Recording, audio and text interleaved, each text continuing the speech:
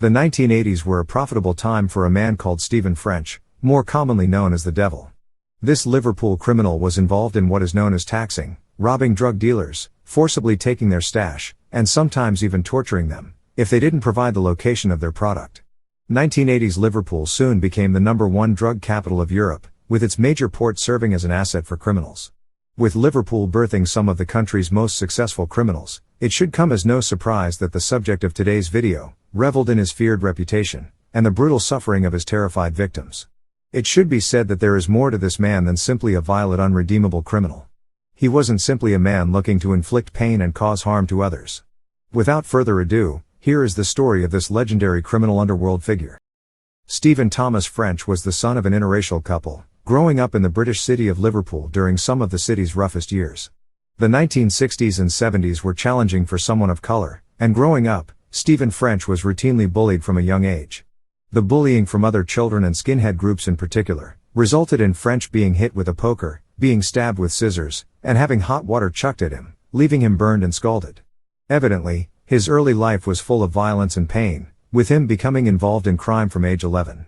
He was stealing cars, and eventually learned from an older teenager about the strategy to burglarizing homes. French would begin burglarizing 2 homes each week, and had even recruited Curtis Warren into burglary schemes. Warren eventually became a major British kingpin. During a burglary that the pair committed at a manor house, French was bitten by a Rottweiler. He soon quit burglarizing homes and moved on to other crime, and other activities. Even though he was a criminal from an early age, French claimed to have felt a crisis of conscience when it came to committing crimes like this. At school, he was doing well in history, science and maths, but always ended up getting into skirmishes and fights with other kids. This is around the time that French saw the Bruce Lee movie called Enter the Dragon. Martial arts proved extremely beneficial for an angry, young Stephen French, who took to learning, training and mastering them, under the tutelage of Ronnie Colwell. Colwell saw tremendous potential within French, and whilst training he would meet Andrew John, a man who became like a brother to Stephen, also later being involved in taxation. The disciplined art form had its place. However, even though he trained for free, violence and chaos surrounded him. At age 12, Stephen had joined the Young Black Panthers, with divisiveness in his community being the main factor as to why Stephen chose to do this. Inevitably, tensions between white and black people within Liverpool reached a boiling point. A series of race riots had begun across Britain, with these arriving in Liverpool, specifically French's home community of Toxteth. A group of white men arrived to cause chaos in French's neighbourhood. They were led by a man named Colin Jordan. Having successfully torched homes across the country, the group were confident about their scheme to further cause divisiveness and problems within Liverpool. They were mistaken, because they were ambushed, with many being lobbed into the River Mersey. By this point, French had grown accustomed to dealing with people looking to cause him harm, and these experiences had molded him into the man who he eventually became. At 16, Stephen had had enough of the ruthless daily torment. Even though he had fought back, he was sick of being terrorized and ultimately ended up becoming the Terror, really turning his attention toward martial arts around this time. Using his experience, and it's worth mentioning that by this stage, he had competed in tournaments around Britain, French became a street mugger, robbing well over 200 people. Anyone carrying valuables could become a target, and French routinely practiced kicking and hitting his victims. Additionally, he targeted people who weren't likely to report anything to police. This became yet another part of his modus operandi, keeping him successfully out of prison. 17-year-old Stephen French was at his mother's house when someone tried to kill him. The reason isn't known, but French always seemed to make enemies, with this being a consistent problem throughout his life. The attacker lunged at French with a steak knife, luckily missing his throat, but the knife entered his arm, severing 3 tendons. This wound did serious damage, resulting in Stephen only being able to use his left index finger and thumb. Fortunately for Stephen, he could still ball a fist, which would also come in routinely handy throughout his life. Eventually, Stephen managed to overpower the attacker, and the man was placed into a state of unconsciousness. The attacker managed to survive the encounter, with the man who would later be dubbed the Devil. Stephen French seemingly had an inner conflict regarding choosing to do the right or the wrong thing. However, temptation and greed always reigned supreme, and regardless of any attempt to go the regular legitimate employment route, he always landed right back into the criminal world. By this point, French had met a young woman and had a son. Whilst him and Andrew John, the same guy he'd first met during martial arts training, were standing outside talking, police arrived and began harassing them.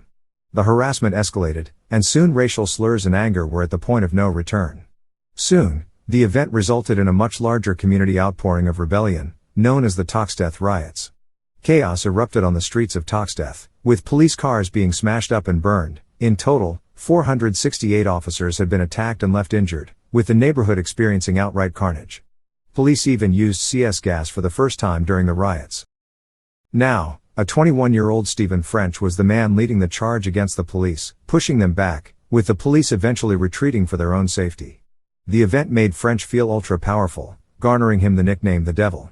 This nickname was attributed to Stephen, being stripped from a man named Lloyd Johnson. It has been said that Johnson had hurled abuse at Stephen's sister during the Toxteth riots, believing that she was white. Stephen made Johnson kiss his sister's feet and apologize to her. Like many criminals during this era, Stephen French became involved in armed robberies. These takeover-style bank raids helped fund major importation of product into the country. Stephen French and the crew that he was a part of were successful when it came to these brazen raids. Crew members vaulted counters, held people up, and got into numerous high-speed police chases.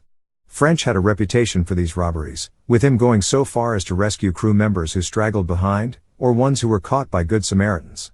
He was truthful, loyal and upfront when it came to doing jobs with this crew. Perhaps it was the discipline and respect that the martial arts dojo had taught him years before. With the drug trade exploding around him, many criminals were beginning to make millions. Still, Stephen French wasn't too keen on being involved, staying sober for sporting competitions. Trying his best to avoid the world of drugs, and to prevent himself from becoming a dealer, French became a doorman. He became familiar with the clubbing scene, and with his pal Andrew John, he became a feared member of a security team, managing nightclub doors. French began taxing, although it was more so extortion, of the small-time club weed dealers. Whilst his reputation for taking no nonsense grew, he was simultaneously winning kickboxing championships, becoming the British champion, and later winning the European title. In order to win these fights, French said that he pictured himself winning, using the proven mindset technique known as visualization. Because of his reputation and ability to handle situations, Stephen French was asked to recover a kilo of powder. Him and Andrew John quickly recovered the stash, and upon phoning to inform the now happy dealer, he told them that he'd give them half as a payment. Unaware of the value, French was informed that the dealer was originally intending on paying him £10,000 for the recovery of the powder.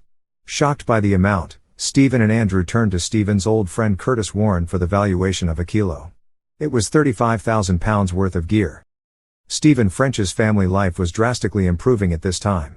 In addition to rebuilding his relationship with his father, Stephen also met a new woman named Dion. She would later become the mother of his second child. Unsurprisingly, greed and temptation resurfaced within Stephen French, as fast money was an easy lure. The pair realized just how much money was involved within this business, and took full advantage of this. They began robbing the dealers, who rarely ever reported the crimes to police. French's line of work was unsurprisingly very violent and gruesome to any outsider looking in. Taxing is something that many aren't familiar with, and for good reason. The aim of Stephen French was to tax, which means to drain the dealer of his money and stash.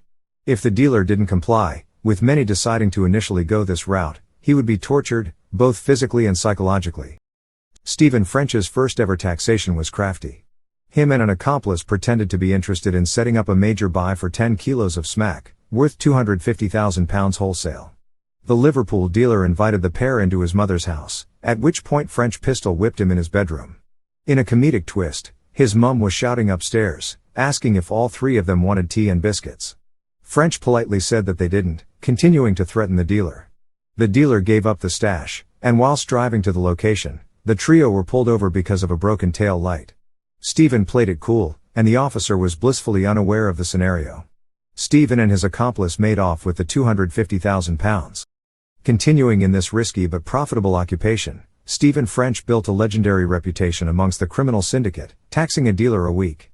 Dealers lived in fear that he'd come calling, and Stephen even took up psychology classes at Liverpool University. Probably to better understand the human mind and how to exploit it to his benefit. However, he still had dreams of going legit, and actually searching for a regular job. Still, around this time, he learned new information about how to become even more successful at his taxman craft.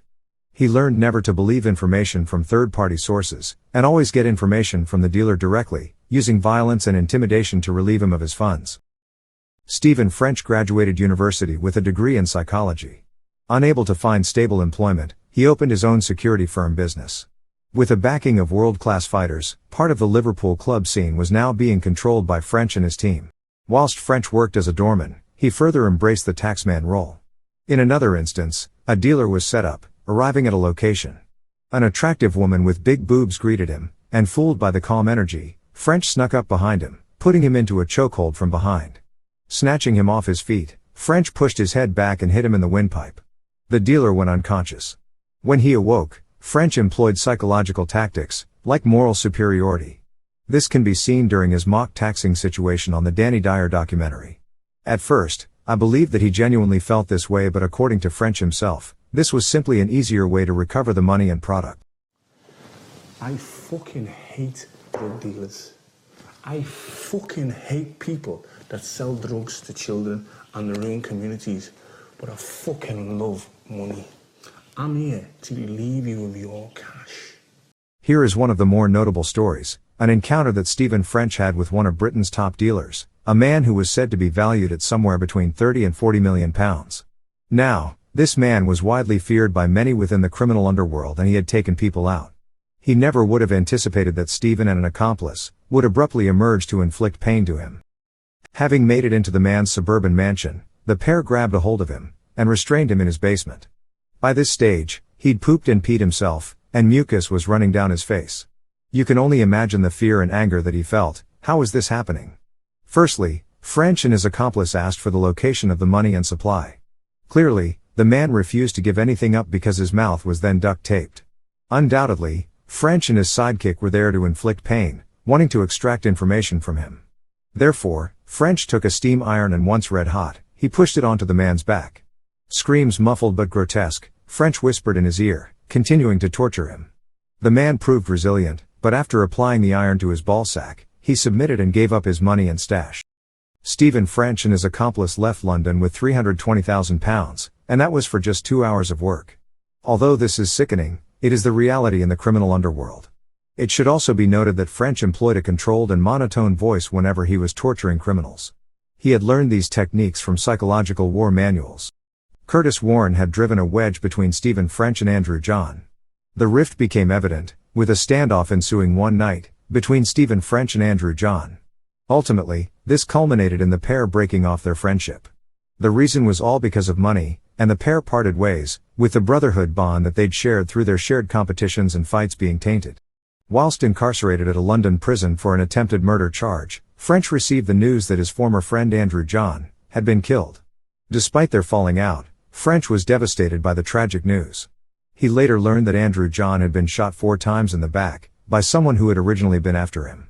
Andrew John had continued the problem, essentially pushing the man into a corner, and out of fear, he'd hunted him down. Feeling guilt, French broke down in his cell. He was freed from prison in March 1991.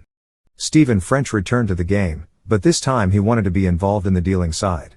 Andrew John's death had strangely brought everyone together, and French somewhat repaired old wounds with Curtis Warren, although they never fully trusted one another. However, for whatever reason, probably their shared criminal experiences, with the help of Warren, French was soon making £17,000 every 3 days. Curtis Warren was arrested in a major police operation, described as the biggest bust at the time. Stephen French avoided arrest, as even though him and Warren were making money together, he wasn't part of Warren's crew.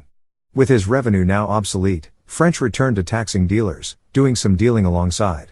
However, deep down, he was questioning his actions once again. French always justified his crimes, but he knew that he was in the wrong. On one hand, the money from the gear gave him power. But, on the other, the gear that he was selling was destroying the black community which he'd been so passionate about. Something needed to change. Stephen French vowed to go legit, and even with some slip-ups along the way, he made the effort to get out of crime. No longer did he want to engage in violence, and he put the devil back in its cage. The hardest part for Stephen was the temptation, with friends phoning him to get in on the action. His daughter had been born in 1994, and with her to raise, he didn't want to return to prison. Therefore, he needed to transform into a better role model and father figure. With little experience doing anything else, French became a legitimate debt recoverer and security negotiator, using his criminal underworld street reputation to his advantage. For once, his reputation was making him real money. Money that wasn't going to be confiscated by the authorities. He invited me to follow him on a debt. Radisson, there's a guy there waiting to see me. It's fucking roast. 2 ticks. I'll wait here for you, yeah? I've jumped straight in the motor. He's had to stop off somewhere, go and pick something up. Don't know what. Sorted. Sweet as. Oh, mate, sweet as.